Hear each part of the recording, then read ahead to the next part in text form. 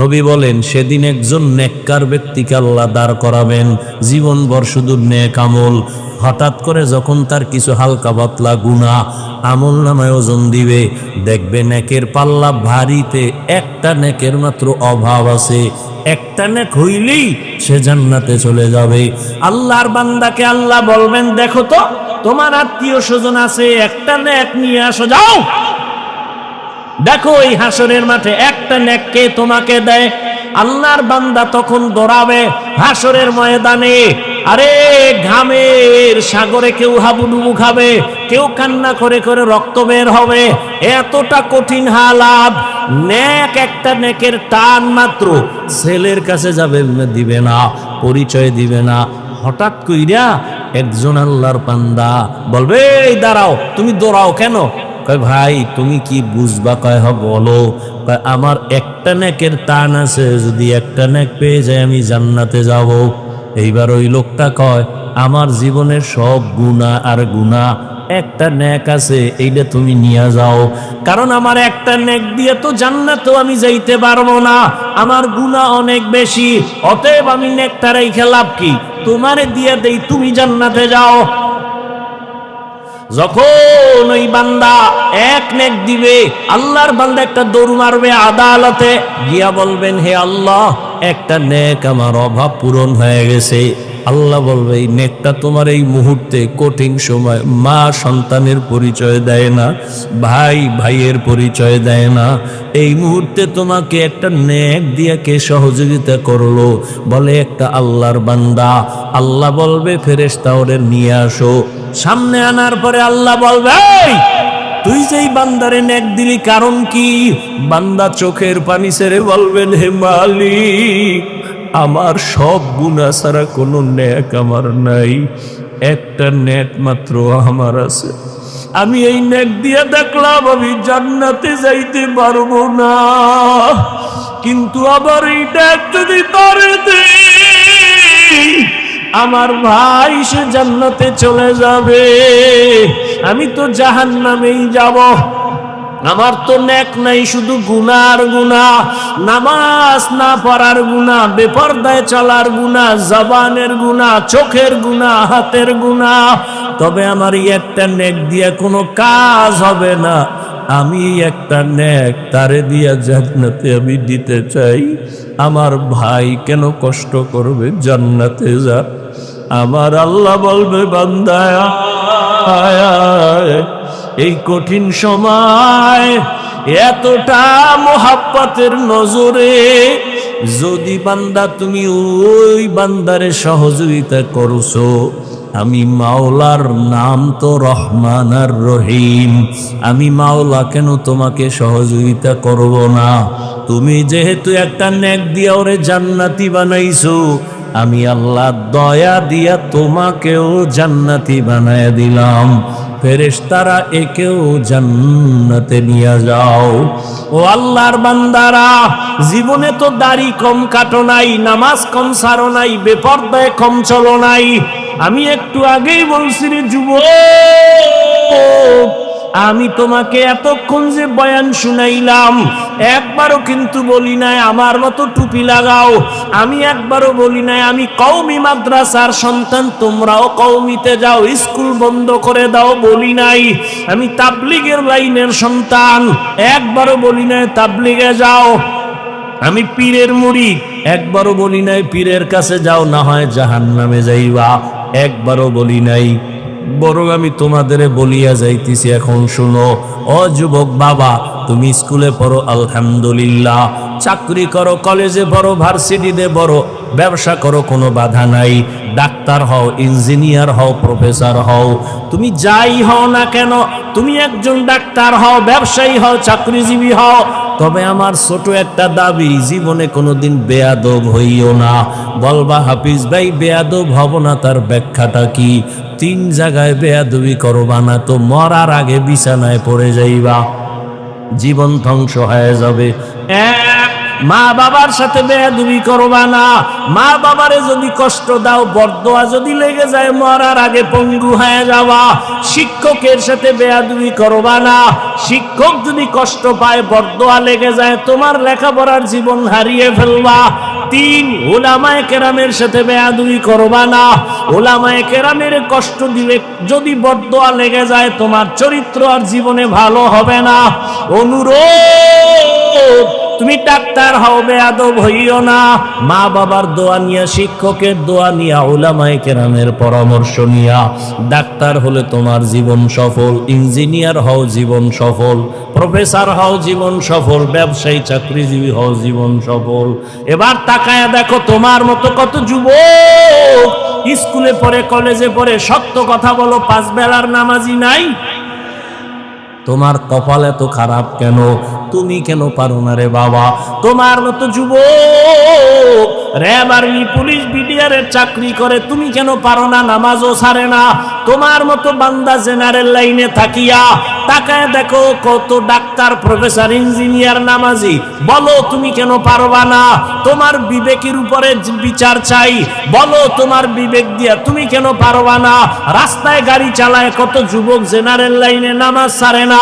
বলো তুমি কেন পারো না? দোকানদারি করে, হালাল খায়, নামাজ পড়ে, তুমি কেন পারো না? তোমার কপালে অবশ্যই কারো বরদোয়া লাগছে, না হয় এরকম কপাল পোড়া তো তুমি হতে পারো না। কত র্যাব, আর্মি, পুলিশ, বিডিআর নামাজ পড়ে, তুমি কেন পারো না? রাজনীতিবিদ, ব্যবসায়ী নামাজ পড়ে, তুমি কেন পারো না? মেম্বার, চেয়ারম্যান, এমপি, মন্ত্রী নামাজি, তুমি কেন পারো না রে? বলো, এখনো সময় আছে, তওবা করো। নদীর মধ্যে মাছ ধরে বহু যুবক, নামাজ ছাড়ে না, জমিনে কাজ করে, নামাজ বাদ দেয় না। কয়দিন জীবনে তো মনের আশা পুরে এত গুনাহ করছো, আর কত? এখনো কি ফিরবা না? মানুষের তো একটা শখ থাকে, জীবনে কত পার্কে পার্কে দৌড়াইলা, এখনো কি তওবা করবা না? জীবনে তো কত গুনাহ করলা, এখনো কি ফিরবা না? জীবনে তো কম নামাজ ছাড়ো নাই, এখন কি তওবা করবা না? আর কতদিন নামাজ বাদ দিলে তোমার মনের আশা পূরণ হবে? আর কত পার্কে পার্কে ঘুরলে তোমার আশা পূরণ হবে? জীবনে তো দাড়ি কম কাটো নাই, আর কত জীবন দাড়ি কাটলে তোমার আশা পূরণ হবে? এরপরে তওবা করবা। জীবনে তো বেয়াদবি কম করো নাই, আর কত মা বাবারে কষ্ট দিলে তোমার আশা পূরণ হবে? এখনো সময় আছে, তওবা করো। ও পর্দার আড়ালের আম্মা জানেরা, এতক্ষণ আপনাদের সন্তানদের এজা শুনাই না, আপনাদের দোয়া ছাড়া সম্ভব না। এ দুনিয়ায় যত ভালো সন্তান আছে, মায়ের দোয়ার কারণে, মায়ের অবদানের কারণে ভালো ভালো সন্তান। গাছ ভালো হলে ফল ভালো, মা বাবার আদর্শ ভালো হলে সন্তান ভালো হবে।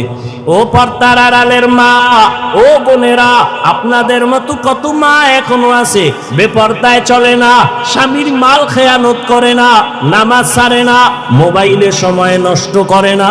আপনারা কেন পারবেন না? ও বোনেরা, আপনাদের মতো কত বোন নামাজি, পর্দাওয়ালা, মোবাইলে সময় নষ্ট করে না। এখনো সবাই আছে, তওবা করে নেন। সন্তানটাকে আদর্শ ডাক্তার বানাইয়েন, বেয়াদব যেন না হয়। সন্তানটাকে আদর্শ ইঞ্জিনিয়ার বানাবেন, সন্তানটাকে আদর্শ প্রফেসর বানাবে। কারো বরদোয়া নিয়ে যেন ধ্বংস হয়ে না যায়। এখনো যদি তওবা করতে পারেন, সন্তানটাকে আল্লাহর মোহাব্বত নিয়ে দুনিয়ার লাইনে চালাইও যদি আদর্শবান বানায় যান, সন্তান তেলাওয়াত করে দোয়া করবে, মানুষও দোয়া করবে। ও আমার যুবক বাবারা, এখনো যদি পারো তওবা করে নাও। মরিয়া গেলে যাব, আর কত হায়াত আছে জানা নাই, তবে এখন থেকে তওবা করো।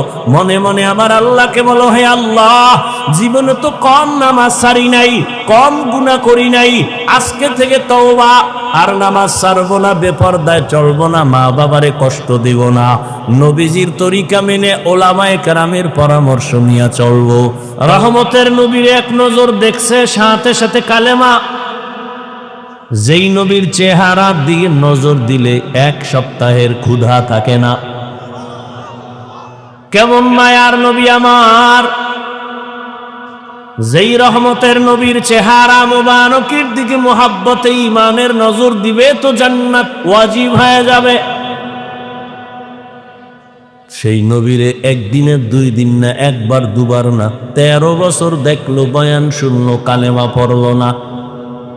আর অন্যদিকে 27 বছরের যুবক তরবারি নিয়ে দৌড়ায় নবীকে জবাই করবে।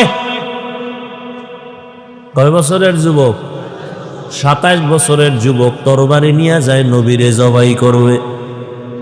রহমতের নবীর চেহারা দেখার পর তরবারি ফালায় বলে, রহমতের নবী আমাকে মাফ করে দেন, কালেমাওয়ালা মুসলমান বানায় দেন। 13 বছর নবীরে দেখে বয়ান শুনে কালেমা পড়ে না, এর নাম কপাল। আর 27 বছরের যুবক নবীজিরে জবাই করতে এসে কালেমা আলা হয়ে যায়, এর নাম কি? কপাল। বহুদিন ধরে এই প্রোগ্রামের প্রচারণা চলছে, সবাই আসতে পারে নাই। জরুরি কোনো কারণে যদি আসতে না পারে সওয়াব পেয়ে যাবে। আর একদল আসছে ঠিক, কিন্তু কপাল খারাপ, সুন্দর বেহেশতের বাগানে বসতে পারে নাই। এ বাগানে এরা কেউ মহিলা প্যান্ডেল তাওয়াফ করে, কেউ মার্কেটে ঘুরে আর তাজা তাজা কবিরা গুনাহ করে। নাই, এর নাম কপাল। আর একদল প্যান্ডেলে ঢুকছে, কিন্তু তাকে কপালটাও ভালো না, মোবাইল সামনে নিয়ে কলবের দরজা বন্ধ করে রাখছে, ওগো কপালটাও খারাপ। আল্লাহ হেদায়েত দান করুন। 24টা ঘন্টাই তো চট্টগ্রামের বাবারা মোবাইল নিয়েই তো মরো। 2 ঘন্টা প্যান্ডেলে আর বেহেশতের বাগানে, যেখানে বসার সাথে সাথে জীবনের গুনাহ মাফ। এমন জায়গায় বইয়া 2 ঘন্টা মোবাইল না চালাইলে সমস্যা কি? তুমি তো মনে করো বড় একটা কাম করো, আল্লাহর কসম তুমি এখানে মোবাইল হাতে নিয়ে আকাম করো। আকাম তোমার কাম না, শয়তানে যারে ধরে কাম থুইয়া আকাম করে। তুমি মনে করো কাম, আসলে এটা আকাম। যদি বলো হাফিজ ভাই মোহাব্বত কইরা রেকর্ড করি, তোমার কামটা নিখুঁত ভাবে মিডিয়াওয়ালারা করে, তোমার এই বুঝ না থাকলে কচু গাছ কুজো। তোমার কামটা নিখুঁত ভাবে মিডিয়াওয়ালারা করে, তুমি সকালবেলা ডাউনলোড করে নিলেই তো হবে। কি এখন এই মোবাইলটা আমার দেখানোর মানে কি? তুমি মোবাইলওয়ালা আমি চিনি না, এই জন্য ভাবে আসো না। আল্লাহ হেদায়েত দান কর। জিন্দগি মে বন্দগি তু করনা হে, जिंदगी में बंदगी तू कौन है, जिंदगी बे बंदगी शर्मिंदा है, जिंदगी बे बंदगी शर्मिंदा है। यहाँ हम सब मुसाफिर, दिल न लगा अहले दिल की नजर से रूह करता जा,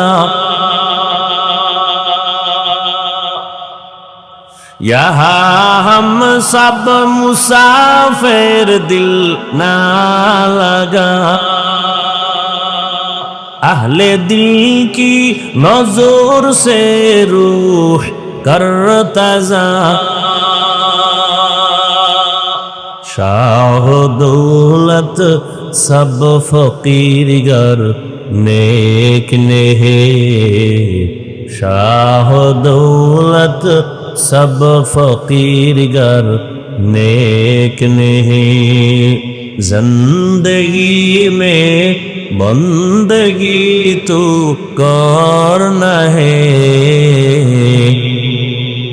जिंदगी में बंदगी तू करना है, जिंदगी बे बंदगी शर्मिंदा है, जिंदगी बे बंदगी शर्मिंदा है।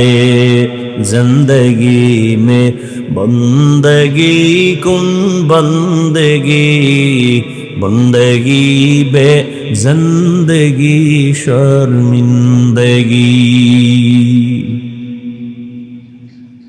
আল্লাহ তাআলা মুমিনকে আদেশ দিলেন, দুইটা বেঈমানকে দিলেন না কেন? তার জবাব হলো, বেঈমান জান্নাতে যাবে না, জান্নাতে যাবে শুধু মুমিন।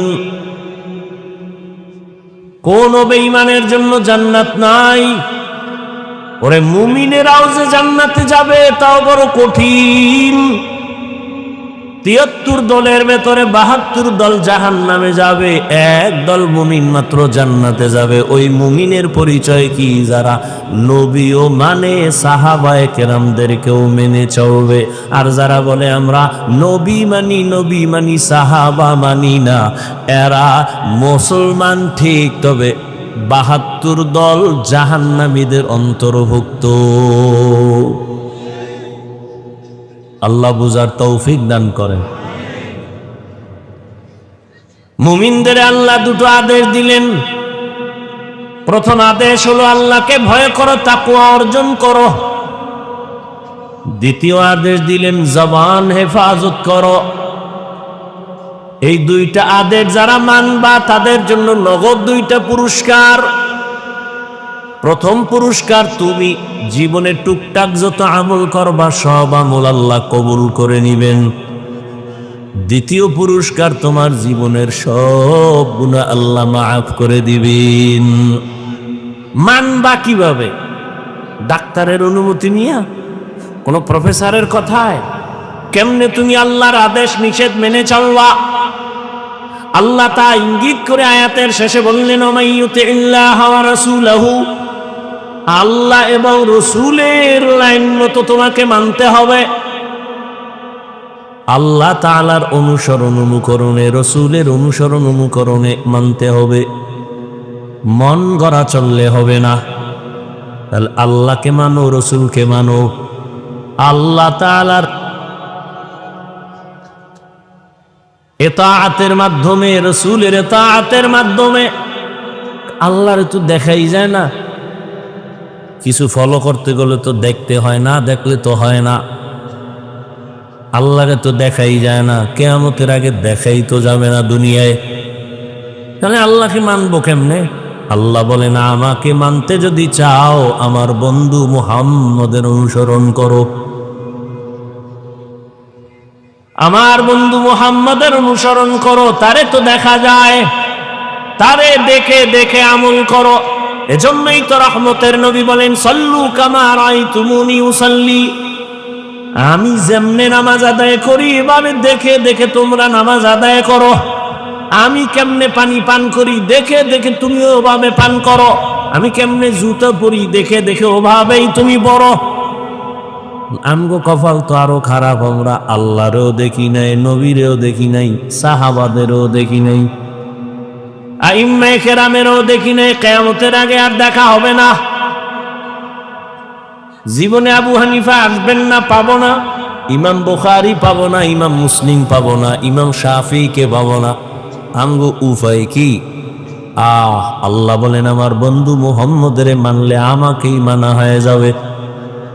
কুল ইন কুনতুম তুহিব্বুনাল্লাহ ফাত্তাবিউনি ইউহিব্বুকুমুল্লাহ, নবীরে যদি মানো আমি আল্লাহকেই মানা হয়ে যাবে। নবীরে তো পাই না, কেমনে নবীরে মানবো? নবী কয় আমারও একদল বন্ধু আছে, তাদের যদি মানো আমি নবীরেই মানা হয়ে যাবে। আমার বন্ধু কারা? কিয়ামত পর্যন্ত আমার একদল বন্ধু। কয় দল? একদল বন্ধু কিয়ামত পর্যন্ত থাকবে, তারা উলামায়ে আহলে হক। কেন কি? শুধু ওলামা না, ওলামায়ে আহলে হক বলবেন, কারণ ওলামাদের মধ্যে বিশাল এক বাহিনী আছে, আর আহলে বাতিল ভণ্ড। ওলামায়ে আহলে হক। قال رسول الله صلى الله عليه وآله وسلم العلماء ورثة الأنبياء, সমস্ত নবীদের ওয়ারিস হলো উলামায়ে কেরাম। এরা টাকা পয়সার ওয়ারিশ না, এরা ইলমে ওয়াহির ওয়ারিশ। এদের অনুসরণ যদি করো, রহমতের নবীর অনুসরণ হয়ে যাবে। রহমতের নবীর অনুসরণ যদি করো, আল্লাহ তাই হয়ে যাবে। আর আল্লাহটা হয়ে গেলেই তো তুমি জান্নাতি। আল্লাহ তাআলা বলেন, ভিন্ন কোন লাইনে তুমি যদি মানতে যাও, চলতে যাও, তোমার পদস্খলন চলে আসবে। ১৫০০ বছর আগে নবী বিদায় বেলা চ্যালেঞ্জ দিয়ে চলে গেছেন। قال رسول الله صلى الله عليه وآله وسلم تركت فيكم أمرين لن تضلوا ما تمسكتم بهما كتاب الله وسنة رسوله। রহমতের নবী বলেন, দুই জিনিস রেখে গেলাম, যদি ধরে রাখতে পারো ঈমানও যাবে না, সম্মানও যাবে না। ১৫০০ বছর পরে আজকের দিন পর্যন্ত এই দুই জিনিস যাদের কাছে আছে, এরা আজও সম্মানে আছে, আজকেও সম্মানে আছে। আর যাদের কাছে এই দুই জিনিস নাই, এদের সম্মানও নাই, শান্তিও নাই। চেয়ারম্যানের চেয়ারের মেয়াদ শেষ, এমপির মেয়াদ শেষ, মন্ত্রীর মেয়াদ শেষ, এসপিডিসির মেয়াদ শেষ। আর কোরআনওয়ালা নবীর আদর্শওয়ালাদের চেয়ারের কোনো মেয়াদি নাই। শেষ কিসের? মেয়াদি তো নেই। ভালো করে মনে রাখবা, চট্টগ্রামের জ্ঞানী মুসলমান টাকা দিয়ে সম্মান কিনলে প্রথমে ফুলের মালা, ফাইনালে জুতার মালা।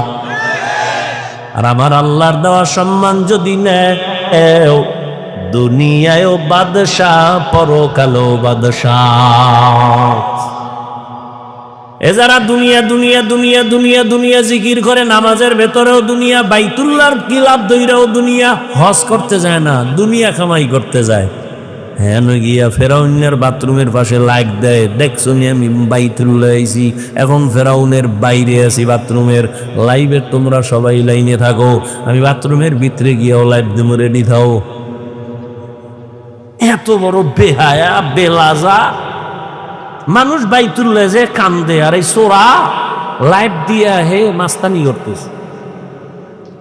রহমতের নবীর রওজায় ঢুকতেছি, চোখের পানি পড়তেছে, কিন্তু কপাল পোড়ারা লাইভ দিয়া দিয়া নিজেও কাঁদে না, অন্যের কান্নাটাও বন্ধ করে।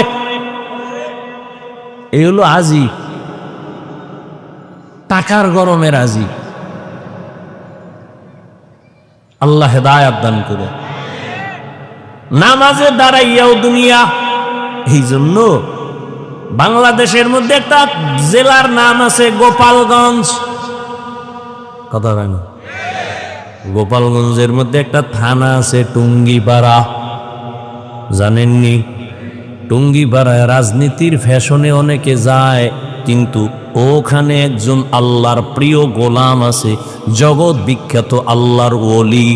যেই আল্লাহর ওলি আইয়ুব খানের টেবিলের উপরে থাপ্পড় দিয়া বলছিল, এই আইয়ুব খান, টাকা দিয়া গরু কিনা যায়, আমি শামসুল হকের কিনা যায় না। শামসুল হক ফরিদপুরি রহমাতুল্লাহ আলাইহি, তিনি বলেছে, দুনিয়ায় যত মানুষ দেখো সব পাগল, সব পাগল, দুনিয়ার একটা মানুষ নেই পাগল ছাড়া, সব পাগল। চেয়ারম্যানও পাগল, এসপি পাগল, মন্ত্রী পাগল, নেতা পাগল, খেতা পাগল, হুজুরেরাও পাগল, সব পাগল। কেউ দুনিয়ার পাগল, কেউ আখেরাতের পাগল, কেউ টাকার পাগল, কেউ ক্ষমতার পাগল, কেউ নারীর পাগল, কেউ বাড়ির পাগল। হাসানা, যে যেই জিনিসের পাগল ও ২৪ ঘন্টাও নিয়ে জিকির করে, ফিকির করে। যে নারীর পাগল, ও হাঁটতে চলতে উঠতে বসতে নারী, নারী স্বপ্নে নারী, উপরে নারী, দেখতে নারী, চোখের পলকে পলকে নারী। যে বাড়ির পাগল, তার ধ্যান খেয়াল বাড়ি বাড়ি বাড়ি। যে ক্ষমতার পাগল, সে নামাজে দাঁড়াইয়াও ক্ষমতা। ঠিক নি? আর একদল পাগল, এরা টাকার পাগল না, বাড়ির পাগল না, গাড়ির পাগল না, নারীর পাগল না। এই মানুষগুলো শুধু আমার আল্লাহকে পাওয়ার পাগল। যে নারীর পাগল সে নারী তালাশ করে, যে বাড়ির পাগল সে বাড়ি তালাশ করে, যে ক্ষমতার পাগল সে ক্ষমতা তালাশ করে, যে টাকার পাগল সে টাকার পেছনে ঘুরে। আর যারা আবার মালিকের পাগল, ওই বান্দাগুলো খাইতে বসলো তালাশ করে আমার মালিক। ওই বান্দা যেখানে যায় শুধু আল্লাহকেই তালাশ করে, গাছের দিকে তাকাইয়া তালাশ করে গাছ বানানোওয়ালাকে, সূর্যের দিকে তাকায় তালাশ করে সূর্য কার ইশারায় চলে, চন্দ্রের দিকে তাকায় আল্লাহরে তালাশ করে। ওই মানুষগুলো খায় কিন্তু খানার মধ্যে ফিকির আমার আল্লাহরে কেমনে পাই। আর ধান্দাবাজার চান্দাবাজের গোষ্ঠী দুনিয়ার পাগল নামাজে বইয়াও চিন্তা করে চেয়ারে কেমনে উঠতে পারি, অমুকের মাইরা কেমনে বড় লোক হতে পারি। এই দুনিয়াদার চান্দাবাজার ধান্দাবাজেরা ওরা দুই জিনিস চায়, শান্তি চায় আর সম্মান চায়। কিন্তু আমি আল্লাহর জাতের কসম করে বলি, যারা আখিরাতের লাথি মেরে ফালাইয়া শুধু দুনিয়া দুনিয়া দুনিয়া দুনিয়া দুনিয়া করে, দুই জিনিসের জন্য সম্মান আর শান্তি, আল্লাহর কসম সারা দুনিয়া খুঁজো, এই যারা আখিরাতের বাদ দিয়া দুনিয়া দুনিয়া করে আর সম্মানেও নাই শান্তিতেও নাই। সম্মানেও ওই যে একটু আগে বললাম না, ওই সম্মান দিয়া লাভ কি? যে একবার ফুলের মালা আবার জুতার মালা, 10তলা বিল্ডিং এর মাস্তানি করে লাভ কি যদি বিল্ডিং সাইরা জঙ্গলে ঘুমাতে হয়? কোটি টাকা ব্যাংকে রেখে লাভ কি যদি নিজের কপালের টাকা ভোগ করতে কেউ না পারে ফ্যামিলির? কোনো লাভ নেই। এজন্য আল্লাহ বলেন খবরদার, লা ইয়াগুররান্নাকা তাকাল্লুবুল্লাযীনা কাফারু ফিল বিলাদি মাতাউন কালিলুন সুম্মা মাওয়াহুম জাহান্নাম ওয়া বিইসাল মিহাদ।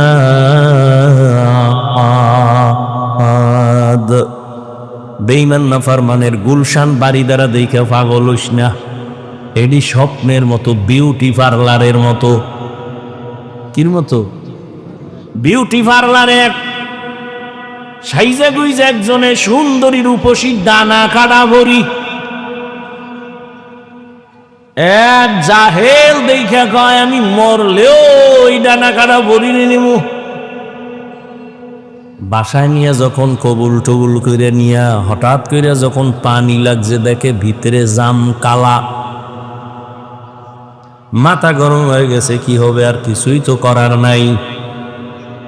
রহমতের নবী বলেন, আমি যদি দোয়া করতাম আল্লাহ উহুদ পাহাড়ের স্বর্ণ বানাও, আল্লাহ স্বর্ণ বানাইতেন, কিন্তু আমি উল্টা দোয়া করছি আল্লাহর কাছে, ও দয়ার মা আমারে গরিবী হালাতে বাঁচাইও, গরিবী হালাতে মরণ দিও, কিয়ামতের দিন গরিবদের সাথে হাসর করাই।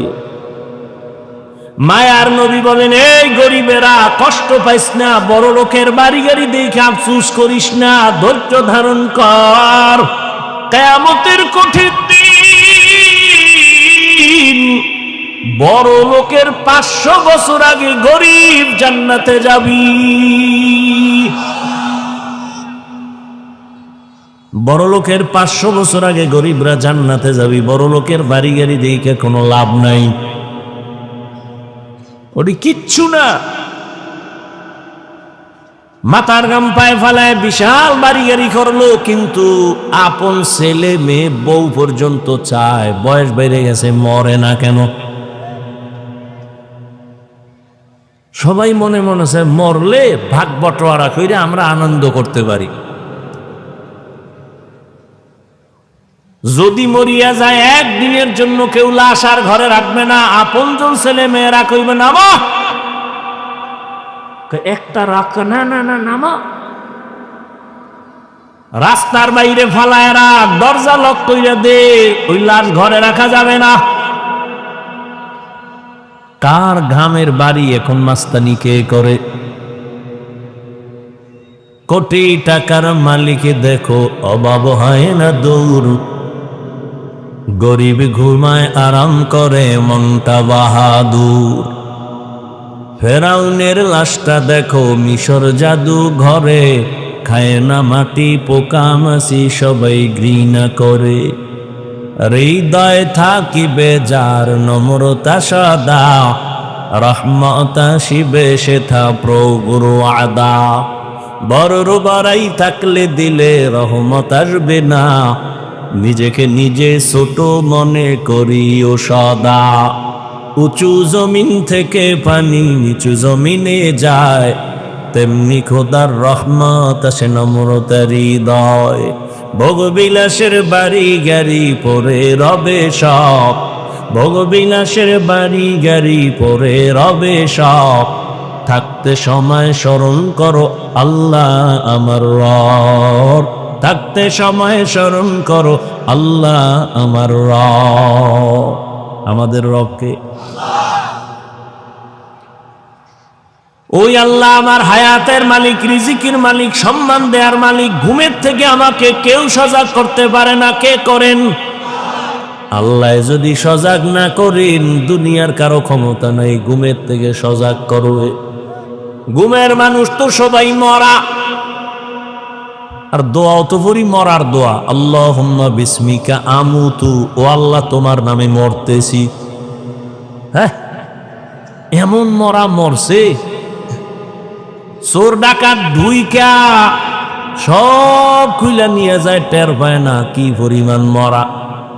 স্ত্রীর কানের অলংকার খুইলা নিয়ে গেছে, টের পায় না ঘুমের ভেতরে। হাতের ঘড়ি খুইলা নিয়ে যায়, টের পায় না। আল্লাহকে আমি যদি তোরে সজাগ না করতাম কেউ দুনিয়ায় তোরে সজাগ করতে পারতো না। আমি তোরে সজাগ করছি, তোর প্রতিদিন রাতের থেকে ঘুমাইয়া যখন তুই ওঠো তোর হায়াত নতুন বোনাস, প্রতিদিন তোরে নতুন নতুন হায়াত দেই। কিন্তু এরপর ওই হায়াত পাইয়া যারা গুনাহ ছাড়বি না, আমি আল্লাহ কিন্তু এক সময় তোর হায়াতের দরজা বন্ধ করে দিব। এখন তোর ডানে বামে অভাব না, এই বন্ধু ওই বন্ধু, কিন্তু কেউ তোর আপন না রে বাবা। ও আমার চট্টগ্রামের যুবক বাবারা, কার পেছনে ঘুরিয়া ঘুরিয়া নামাজ ছাড়ছো? কার পেছনে ঘুরিয়া কি পাওয়ার আশায় দাড়ি কেটে ফেলেছো বলো? কি পাওয়ার আশায়? কিছু টাকা? যার পিছনে ঘুইরা নামাজ ছাড়ছো সে তোমার আপন না। স্বার্থে আঘাত লাগলে লেখা রাখ, দল থেকে নাম কাটবে না, কল্লা কেটে ফেলবে লিখে রাখ। স্বার্থে আঘাত লাগলে চান্দাবাজার ধান্দাবাজেরা দল থেকে নাম কাটে না, কল্লা কেটে ফেলে। বাইরের শত্রু লাগবে না, তোর কলিজার যে আপন সেই তোর ছুরি ধরবে গলায়। এর নাম সোনার বাংলার ধান্দাবাজি রাজনীতি। বাইরের দুশ্মন লাগবে না তোমারে মারার জন্য, তোমার দলের লোকই যথেষ্ট। স্বার্থে আঘাত লাগলে বলবে ওর কারণে আমার মনের আশা পূরণ হয় না, এটারে মাইনাস অর। কেমনে? কর্ণফুলিতে মাইনাস করে দাও, জীবন থেকে আলাদা করে দাও। এই বানায় বলতেছি, ওই পথে যারা চলো রেডি থাও।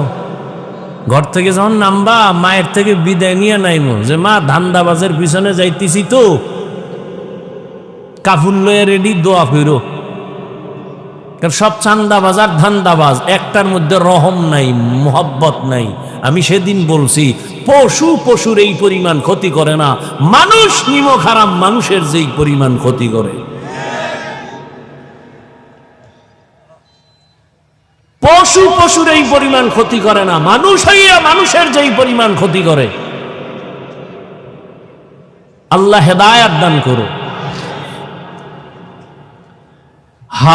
আল্লাহ তাআলা বলেন আমি মুমিনের দুইটা আদেশ দিলাম, এক আল্লাহকে ভয় করো, দুই আদেশ হলো জবানের হেফাজত করো। জবানটারে হেফাজত কেন করবা? এখানে কানের হেফাজত করো বলেন নাই, চোখ হেফাজত করো বলেন নাই, পা হেফাজত করো বলেন নাই, হাত হেফাজত করো বলেন নাই, বলছে জবানটারে হেফাজত করো। হাদিসেও জবান হেফাজত করো, আয়াতেও জবান কন্ট্রোল করো। কারণ কি? জবান মারাত্মক আল্লাহর দেওয়া, একদিকে বড় এক নেয়ামত, অন্যদিকে জবান বড় মারাত্মক এক অস্ত্র।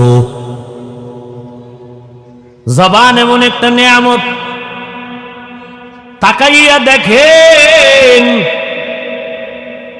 আল্লাহর কত বড় দেওয়া নেয়ামত এই জবান।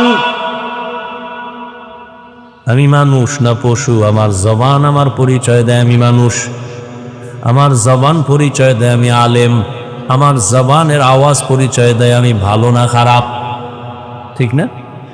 হাত পরিচয় দেয় কি দেয়? জবানে পরিচয় দেয়। আল্লাহর কত বড় নেয়ামত জবান। এই যে আমি মাউথ সামনে নিয়ে কথা বলতেছি, মেশিন আমার কথা টেনে ইউনিটের মাধ্যমে হর্ন থেকে কথা বের করে দেয়। দীর্ঘ টাইম চলবে না, এটার লিমিটেশন দেওয়া আছে। ফ্যানের বাতাস দিয়ে ঠান্ডা করবে। লাইন ছাড়া টাইমহীন যদি আনলিমিটেড চলে, হঠাৎ করে তার পুড়ে যাবে, আগুন লেগে যাবে, ঠিক নেই? প্রত্যেকটা জিনিসের একটা লিমিটেশন আছে। কিন্তু দুনিয়াতে আসার থেকে আজকে 20 বছর, 40, 50, 70 বছর জিহ্বা নামের মেশিন চলতেছে কত হাজার হাজার হাজার কোটি কথা এই জবানের মেশিনে সাপ্লাই দিল। আজও পর্যন্ত কোনো দিন জিহ্বা বন্ধ হয়ে যায় নাই। গাল ব্যথা করে, কপাল ব্যথা করে, ঠোঁট ব্যথা করে, জবান কখনো ব্যথা করে না। করে চলতেছে এত কথা। মোবাইলে কথা বলতেছেন, বন্ধুর সাথে মোহাব্বতের আলাপন চলতেছে, কখন যে 1 ঘন্টা 2 ঘন্টা চলে গেল খবর নাই।